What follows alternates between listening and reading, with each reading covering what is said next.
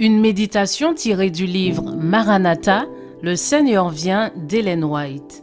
18 juillet. Les miracles sataniques, partie 1. Car il s'élèvera de faux Christ et de faux prophètes. Ils feront paraître de grands signes et des prodiges, au point de séduire, s'il était possible, même les élus.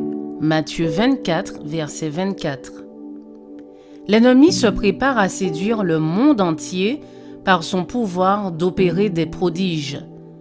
Il ira jusqu'à personnifier des anges de lumière et Jésus-Christ lui-même. Aussi loin que son pouvoir s'étend, il accomplira d'authentiques miracles. L'Écriture dit « Et elle séduisait les habitants de la terre par les prodiges qui lui étaient donnés d'opérer ». Apocalypse 13, verset 14. Et pas seulement ce qu'il prétend faire. Dans ce passage, il s'agit plus que de simples impostures. Mais il y a une limite que Satan ne peut dépasser. Alors il a recours à la tromperie et falsifie l'œuvre qu'il ne peut réaliser.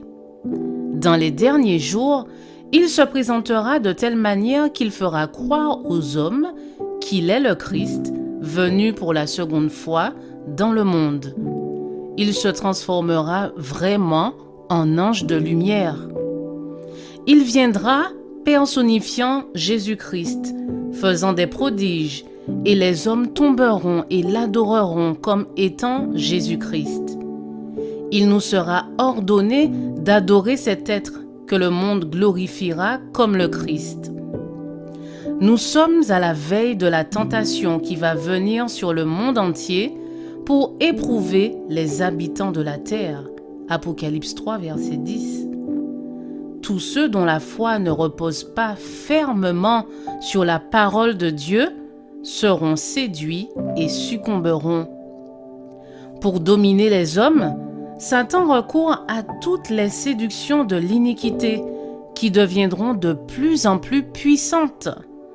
Mais il ne peut atteindre son but que si les personnes qu'il cherche à séduire se soumettent volontairement à ces tentations.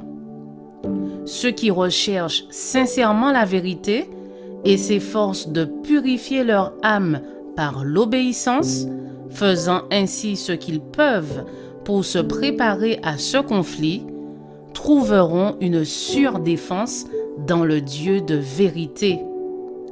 Parce que tu as gardé la parole de la persévérance en moi, je te garderai aussi, dit la promesse du Seigneur. Apocalypse 3, verset 10.